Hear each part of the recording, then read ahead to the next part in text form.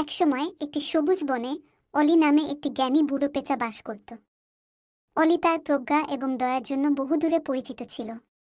একদিন একদল যুবক প্রাণী পরামর্শ চাইতে তার কাছে গেল। তারা জিজ্ঞেস করল, অলি, আমরা কিভাবে আমাদের বনকে আরো ভালো জায়গা করতে পারি?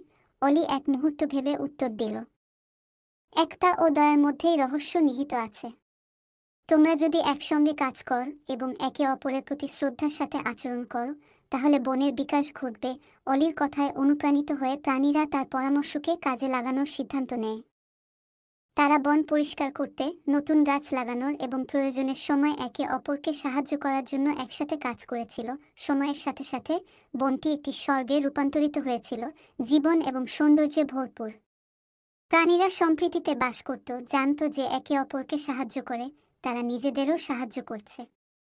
গল্পের নৈতিকতা হলো যে সহযোগিতা এবং উদারতা বিশ্বকে সবার জন্য একটি ভালো জায়গা করে তুলতে পারে। একসাথে কাজ করে এবং অন্যদের সাথে সম্মানের সাথে আচরণ করে আমরা একটি সুখী এবং আরও শান্তিপূর্ণ সম্প্রদায় তৈরি করতে পারি।